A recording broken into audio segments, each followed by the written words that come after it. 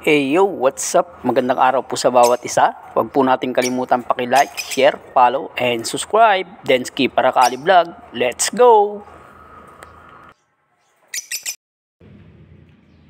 Hey yo, what's up mga guys? Ang ating pong topic ngayong araw na to, yung tungkol po sa sinabi po ni Rodolfo Torralba. Shoutout sa iyo, Lods. At ang sabi mo sa akin, bro, 1 year and 1 month na di pa rin nangingitlog yung parakit ko. Ang mga dahilan yan guys, may mga dahilan po yan. Ang una pong dahilan, kaya po hindi pa po nangingitlog yung ibon, marahil parehong babae o parehong lalaki po yung ibon. Kasi sa 1 year na yan, kailangan siguro makapangitlog na yan eh.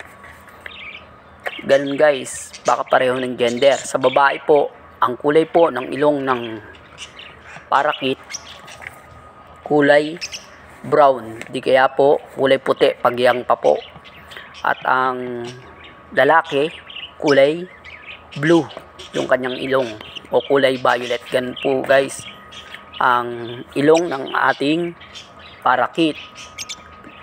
At ang dahilan pa po na iba, yung lagi pong nabubulabog, wag po natin sa malapit sa maraming tao, o yung laging may tugtog, may laging sounds, maingay.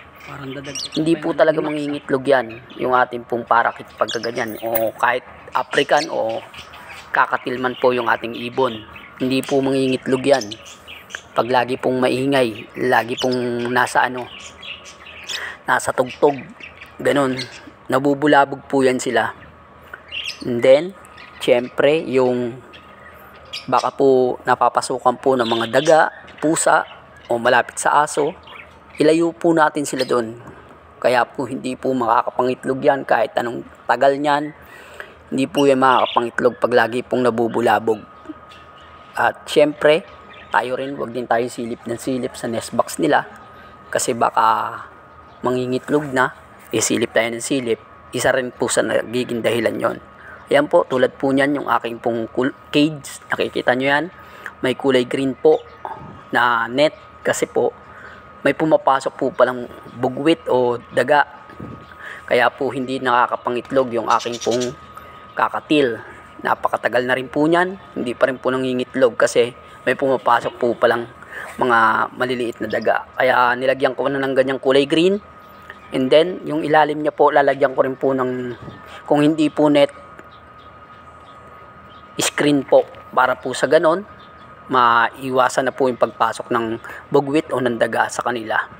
At baka ilabas ko rin po yan kasi kailangan po wala po sa mga tao. Ayun lang po, hanggang sa muli, maraming salamat, shoutout sa bawat isa, God bless, let's go, what up, what up.